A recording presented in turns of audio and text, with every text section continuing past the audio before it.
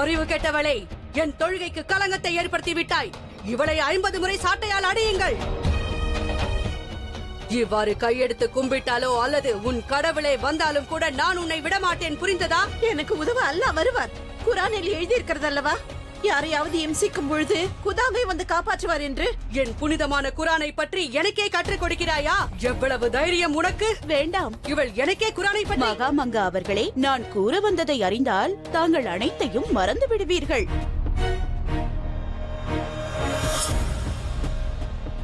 நமது ஷெஹன்ஷா ஆமீரின் ராஜகுமாரி ஜோதாவை நிக்கா செய்து கொள்ளப் போகிறார்.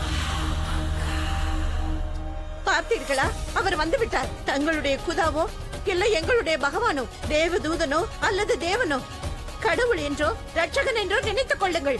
எனக்கு நடக்கும் கொடுமைகளை தடுக்க அவர் வந்து விட்டார். வாயை மூடு. மகாமங்கா அவர்களை எதிர்த்து பேசிய உனக்கு பெரும் தண்டனை கிடைக்கப் போகிறது. இனிமேல் தங்கள் கொட்டம் அடங்கிவிடும்.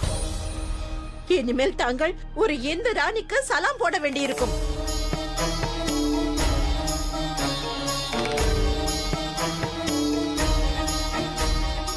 போகட்டும், விடு.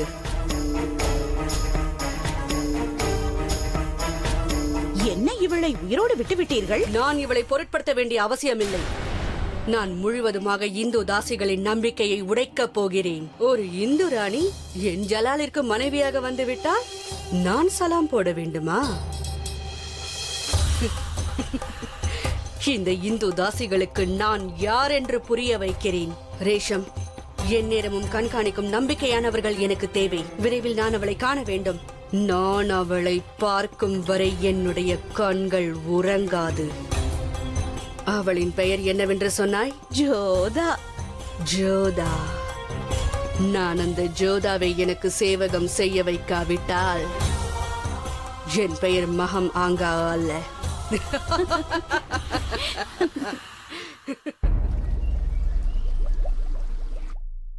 நான் அனைவரிடமும் மிகவும் முக்கியமான விஷயத்தை பேசவிருக்கிறேன். அதனால் தான் உங்கள் அனைவரையும் அழைத்தேன். விஷயம் அவ்வளவு முக்கியமானதாக இருந்தால் நான் சுகன்யா, சிவானி மற்றும் ஜோதாவையும் அழைக்கவா? வேண்டாம் மகாராணி. நான் தங்களுக்கு கூறப்போகும் விஷயம் தற்சமயம் நமது மகள்களுக்கு தெரியக்கூடாது என்று விரும்புகிறேன். சரியான நேரம் பார்த்து நானே அவர்களுக்கு கூறுகிறேன்.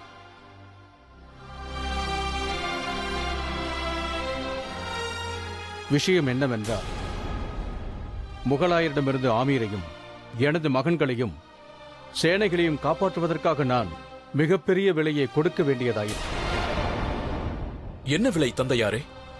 ஆமீரையும் மக்களையும் காப்பாற்றுவதற்காக முகலாய வம்சத்தோடு யாம் உறவு ஏற்படுத்த ஒப்புக்கொண்டுள்ளோம்.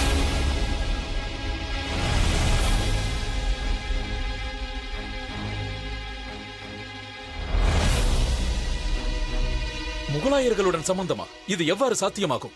அவர்களுடன் அரசியல் சம்பந்தம் வைத்துக் கொள்ளவே யாரும் விரும்பவில்லை. இதில் உறவு. நீ கூறுவது சரிதான், ஆனால் வேறு வழி இல்லை.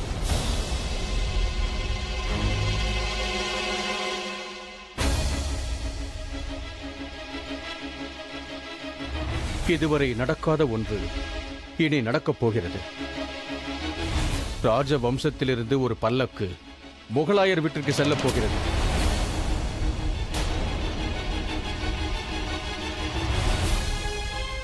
நான் ஜோதாவின் திருமணத்தை முகலாயர் பேரரசின் ஷெஹன்ஷா ஜலாலுதீன் முகமதுவுடன் நடத்த முடிவு செய்துள்ளேன்.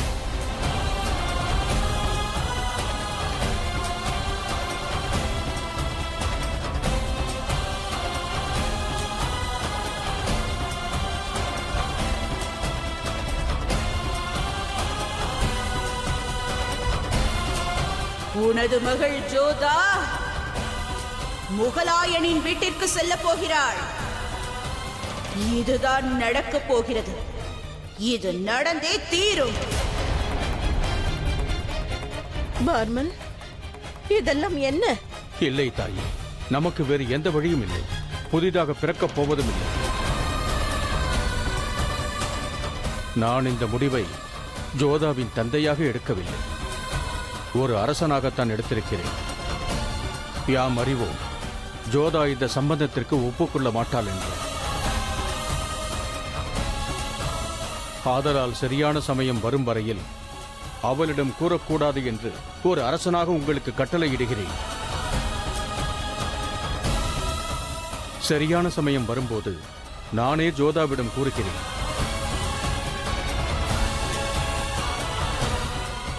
அம்மா, மைனாவதி, சீக்கிரமாக அறைக்கு அழைத்து செல்லுங்கள். யாராவது வைத்தியரை அழையுங்கள், சீக்கிரம். மெதுவாக பார்த்து. ஆமீரின் கௌரவத்தையும் நம் மரியாதையையும் முகலாயர்களிடம் விட்டுவிட்டீர்களா? தந்தையே, இதில் ஜோதா சம்மதம் இருக்கட்டும். நான் எப்பொழுதும் சம்மதிக்க மாட்டேன். இளவரசர் சரியாகத்தான் கூறுகிறார். மகாராஜா, ஆமீரை கேலி கூத்தாக்குவதற்கு யாருக்கும் உரிமை இல்லை. ஆமீரின் மகாராஜாவிற்கு கூட இல்லை. முகலாயரிடம் போர் நடத்த வேண்டாம் என்று தாங்கள் நினைத்தால் வேறு யுத்தம் நடக்கும், உங்களுக்கும் எங்களுக்கும் நடுவே. தங்களுடைய இந்த முடிவை பிரஜைகள் ஏற்றுக்கொள்ள மாட்டார்கள். நமது ராஜவம்சத்தை சேர்ந்தவர்கள் தங்களை எவ்வாறு மதிப்பார்கள்? அந்த உறவு ஏற்படும் பட்சத்தில் எங்களது உறவுகள் அனைத்தையும் அறுக்க வேண்டிய சூழ்நிலை ஏற்படும் மகாராஜா. இந்த முடிவை மாற்றிக்கொள்ளாவிட்டால் பிறகு நாங்கள் வேறொரு முடிவை எடுக்க வேண்டியதிருக்கும்.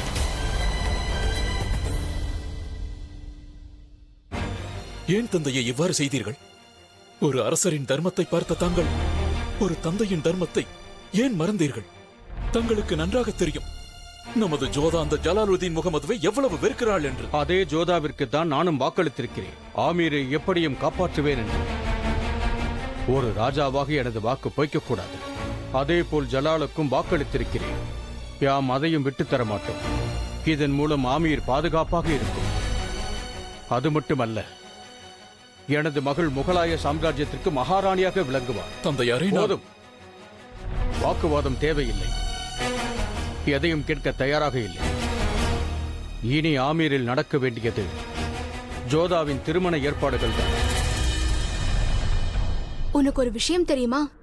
நமது ராஜா ஜோதாவின் திருமணத்தை முகலாய சக்கரவர்த்தி ஜலால் அவர்களுடன் நிச்சயம் செய்துள்ளாராம்.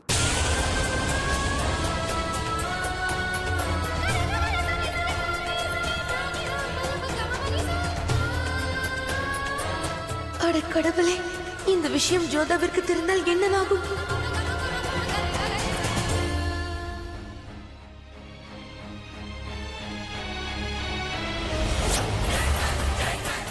ரத்தம் தான் வருகிறது, ஆனால் கையில் இருக்கும் ரேகை அழியவில்லை. ஜோதாவின் திருமணத்திற்கு ஏற்பாடு செய். நேரம் குறைவாக இருக்கிறது. நடக்கப் போவதை உன்னால் நிச்சயம் தடுக்க முடியாது. இல்லை, இது நடக்கக்கூடாது.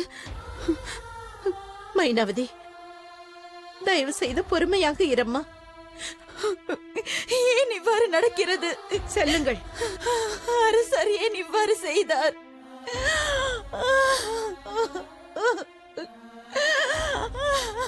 மைனாவதி, இப்பொழுது ஜோதாவைத்தான் நாம் பார்த்துக் கொள்ள வேண்டும். பார்மல் வாக்கு கொடுத்து விட்டார். இப்பொழுது நம்மிடம் வேறு எந்த ஒரு வழியும் இல்லை. நான் எடுக்காத முயற்சியே இல்லை. அந்த சகுனிபாய் கூறிய வார்த்தைகளை பொய்யாக்க நான் எடுத்த முயற்சிகள் 1-2 அல்ல அத்தை. ஆனால் என் முயற்சிகள் எல்லாம் இன்று தோற்றுவிட்டதே அத்தை. நீ இப்படி தைரியத்தை இழக்க கூடாதம்மா. ஆனால் நான் இதையெல்லாம் பார்த்து கொண்டு எவ்வாறு தைரியமாக இருக்க முடியும் அத்தை? அந்த சகுனிபாய் கூறியதெல்லாம் நடக்கும் பொழுது நான் எப்படி தைரியமாக இருப்பேன் அத்தை? எனது மகளை முகலாயர்களின் வீட்டிற்கு நான் எவ்வாறு அனுப்புவேன் அத்தை? எவ்வாறு அனுப்புவேன் அத்தை? மனதை எப்படியாவது கல்லாக்கிக்கொள். தைரியமாக இரு. எப்படி நான் தைரியத்தை வரவழைப்பது? இந்த விஷயத்தை ஜோதாவிடம் நான் எவ்வாறு கூறுவேன்? எந்த ஜலாலின் தலையை வெட்டி அந்த காளி மாதாவின் காலில் சமர்ப்பிப்பேன் என்றாளோ, அதே கழுத்தில் அவள் மாலை போட போகிறாளே.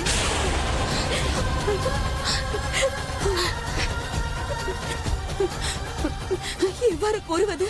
இதை எவ்வாறு அவளிடம் கூறுவது அத்தை?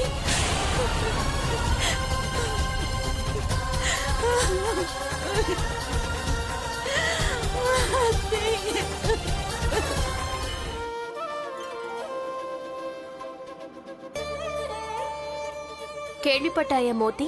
தந்தையார் சகோதரர்களோடு சேர்த்து மற்ற சேனைகளையும் காப்பாற்ற ஏற்பாடு செய்துள்ளார்.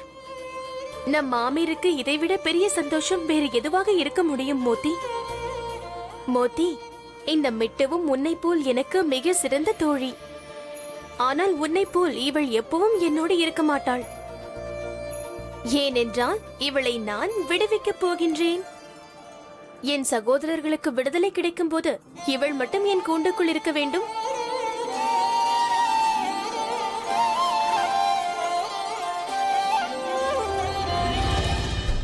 பறவைகள் வானில் பறப்பதை விட கூண்டில் இருப்பதை தான் நான் மிகவும் விரும்புவேன்.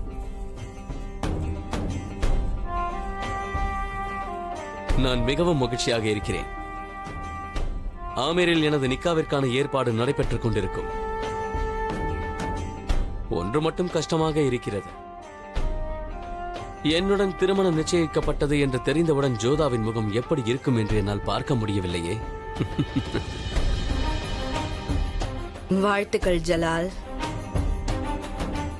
இந்த இனிப்பை சாப்பிடு.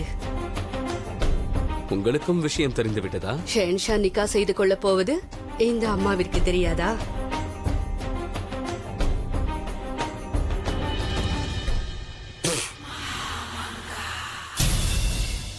இது என்ன பெரியம்மா?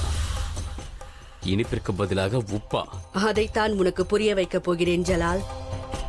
இனிப்பு பண்டத்தில் உப்பு எவ்வாறு சேராதோ அவ்வாறே அந்த ராஜகுமாரிக்கு முகலாயர்களின் அந்த புறம் பிடிக்காது. நீ ஜோதாவை திருமணம் செய்து கொள்வது சரியான விஷயம் அல்ல. அவளை அந்த புறத்தில் வைக்க வேண்டுமென்றால் நீ ஒரு தாசியாக அவளை...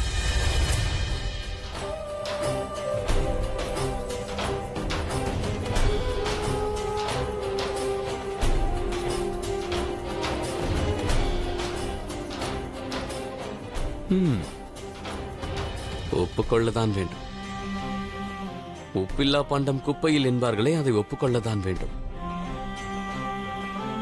முதலில் எனக்கும் அது விசித்திரமாகத்தான் தோன்றியது. ஆனால் விசித்திரமானவற்றை அனுபவிக்கும் ஆனந்தமே தனி. ராஜகுமாரி ஜோதாவுக்காக ஒரு புதிய அரண்மனையை கட்டுங்கள். அங்கு அவர்களுக்கு அனைத்து விதமான வசதிகளும் கிடைக்க வேண்டும். ஒரு ஷெஹன்ஷாவின் வேகத்திற்கு கிடைக்கும் அனைத்து வசதிகளும். ஆனால் அவர்கள் நம் அனைத்து கட்டுப்பாட்டிற்கும் உட்பட்டாக வேண்டும். அதோடு என் வேகமாக இருந்து எனக்கு அனைத்து சேவைகளும் செய்ய வேண்டும். அது முக்காடாகட்டும், எனக்காக காத்திருப்பதாகட்டும். உன்னுடைய கட்டளையையும் உன்னுடைய எண்ணத்தையும் நான் புரிந்து கொண்டேன் ஜலால். யா அல்லாஹ், அந்த பெண் என்ன மாய மந்திரம் செய்தாள்? ஷெகன்ஷா அனைத்தையும் கொட்டை கொடுப்பதற்கு தயாராகி விட்டார். ஜலால் கொடுக்க நினைப்பது மட்டுமே உன் கண்களுக்கு தெரிகிறது. ஆனால் ஜலால் பறிக்க நினைப்பது உன் கண்களுக்கு தெரியவில்லை. கூண்டு கிளியாக்கி அவளின் சுதந்திரத்தை பறிக்கப் போகிறார். பட்டு மெத்தையில் படுத்தாலும் அவளுக்கு உறக்கம் வராது. ஜோதாவிற்கு அணிவிக்கப்பட போவது முள் கிரீடம். அவளின் தலை குனிந்தே இருக்கும். இனி அவளால் நிம்மதியாக வாழ இயலாது. ஜலால் சாமர்த்தியமான விளையாட்டை தான் விளையாடப் போகிறார்.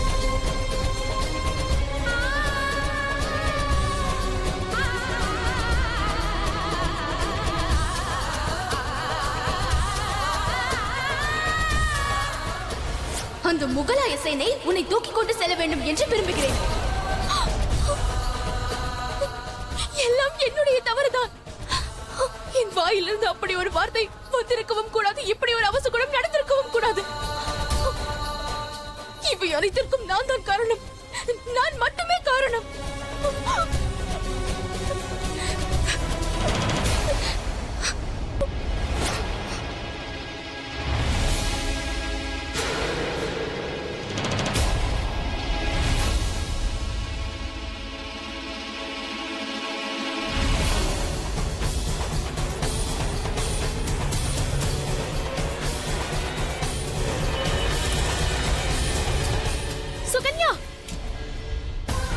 என்ன பைத்தியக்காரத்தனம் செய்கின்றாள்?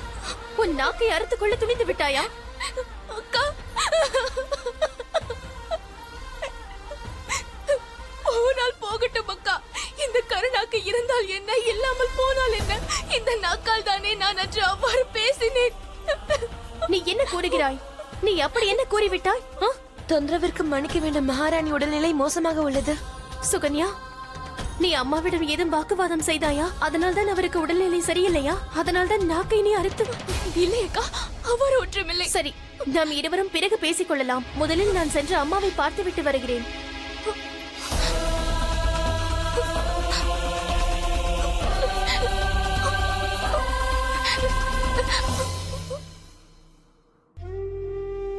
அம்மா, உங்களுக்கு என்ன ஆயிற்று? தாங்கள் ஏன் இவ்வாறு இருக்கிறீர்கள்? சுகன்யா தங்களிடம் ஏதும் தவறாக பேசியிருந்தால் அதற்காக நான் மன்னிப்பு கேட்டுக்கொள்கிறேன். அவள் இன்னும் சிறியவள். அவள் பேசும் வார்த்தைகளை எல்லாம் தாங்கள் மனதில் போட்டுக் கொள்ளாதீர்கள். பாட்டியம்மா, அம்மாவுக்கு என்ன ஆயிற்று? ஏன் என்னுடன் பேச மறுக்கிறார்கள்? ஏன் அழுது கொண்டிருக்கிறார்கள்? என்ன ஆயிற்று? கூறுங்கள் பாட்டி. எங்க அம்மாவிற்கு உடல்நிலை சரியில்லை. அங்கு சுகன்யா நாக்கை அறுத்துக் கொள்ள முயற்சித்தாள். இதற்கெல்லாம் என்ன காரணம்? அது ஒன்றுமில்லை ஜோதா. மைனாவதிக்கு தலை சுற்றல் வந்துவிட்டது. அதனால் தான் ஓய்வெடுத்துக் கொண்டிருக்கிறாள். நீ கவலைப்படாதே, நான் உன் அம்மாவுடன் இருக்கிறேன் அல்லவா? ராஜகுமாரி அவர்களே, தங்களை அரசர் வருமாறு அழைத்தார். சென்று அம்மா. அம்மா, தங்களை பார்த்துக் கொள்ளுங்கள்.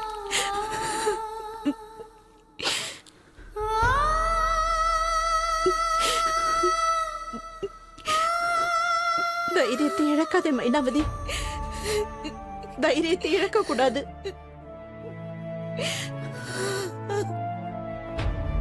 தந்தையே, தாங்கள் என்னை அழைத்தீர்களா? நான் உன்னிடம் ஒன்று கேட்க விரும்புகிறேன் ஜோதா. நீ கூறியது நினைவுள்ளதா? எந்த மண்ணில் நீ பிறந்தாயோ அந்த மண்ணிற்காக எதையும் செய்வேன் என்று கூறினாயே. இன்று அந்த நாள் வந்துவிட்டது. இப்போது என்னிடம் கூறு, இந்த மண்ணிற்காக நீ என்ன செய்யப் போகிறாய்? நான் பிறந்த மண்ணிற்காக நானே மண்ணிற்குள் போகவும் தயங்க மாட்டேன். தாங்கள் கூறினால் என் தலையை கூட நான் வெட்டிக் கொள்வேன் தந்தையே. ஒருவேளை இவ்வாறு கூறினால் ஆமீரை காப்பாற்ற நீ மண்ணோடு மண்ணாக வேண்டாம், அதற்கு பதிலாக இந்த மண்ணை விட்டு போய்விடு என்றால் கேட்பாயா? தாங்கள் என்ன இந்த கூறுகிறீர்கள்? கேள்வியை எனது மூத்த மகளிடம் கேட்கவில்லை, ஆமீரின் ராஜகுமாரியிடம் கேட்கிறேன். எந்த ராஜகுமாரியிடம் கேட்கிறேன் என்றால், ஒரு பறவையின் உயிரை காப்பாற்ற அனைத்து எல்லைகளையும் தாண்டினாலே அவளிடம். அன்று பறவையின் சுதந்திரத்திற்காக தன்னையே மறந்தாலே அவளிடம். இந்த ஆமீரின் விடுதலைக்காக, அதன் அமைதிக்காக, நிம்மதிக்காக உனது சுகம் துக்கம் அனைத்தையும் இழப்பதற்கு நீ சம்மதிப்பாயா மகளே? நான் ஆமீருக்காக எதுவும் செய்வேன். ஆமீருக்காக நான் என்ன செய்ய வேண்டும்? இதற்கான விலை மிகவும் பெரியது ஜோதா. அதை உன்னால் மட்டும் நான் கொடுக்க முடியும். அது எவ்வாறு? உன்னிடம் கேட்காமலேயே உனது திருமணத்தை பேசி முடித்துவிட்டேன். ஏனென்றால் உனது 3 சகோதரர்களையும் ஆமீரையும் காப்பாற்ற என்னிடம் அந்த வழி ஒன்றுதான் இருந்தது. இப்போது அனைத்து உன் கைகளில் தான் உள்ளது. இந்த திருமணத்திற்கு நீ ஒப்புக்கொண்டால் ஆமீரையும் உனது சகோதரர்களையும் நாம் காப்பாற்றி விடலாம். நான் கூறிய விஷயத்தை உன்னால் ஏற்றுக்கொள்ள முடியாதென்று எனக்கு நன்றாக தெரியும் ஜோதா. ஏனென்றால் எந்த ராஜாவோடு உனக்கு திருமணத்தை முடிவு செய்திருக்கிறோனோ அவர் வேறு யாரும் அல்ல. அவர் போதும் தந்தையே, இனிமேல் இதை பற்றி நீங்கள் கூற வேண்டிய அவசியமில்லை. எனக்கு அவர் பெயரும் தெரிய வேண்டாம், அவர் எந்த நாட்டிற்கு அரசர் என்றும் தெரிய வேண்டாம். எனக்கு வேண்டியதெல்லாம் ஆமீரையும் என் சகோதரர்களையும் காப்பாற்றுவதற்காக தாங்கள் யாருக்கோ வாக்களித்துள்ளீர்கள். எந்த சூழ்நிலையிலும் அந்த வாக்கை நான் நிறைவேற்றுவேன். ஆமீரை காப்பாற்ற விலை ஜோதா வென்றால் அந்த விலையை தாங்கள் செலுத்திவிட்டதாக நினைத்துக் கொள்ளுங்கள் தந்தையே. என் பல்லக்கு எங்கு வேண்டுமானாலும் செல்லட்டும். என் தாய் நாடான ஆமீரை நான் எந்த சூழ்நிலையிலும் விட்டுக் கொடுக்க மாட்டேன். இந்த திருமணத்திற்கு நான் தயாராக இருக்கிறேன் தந்தையே.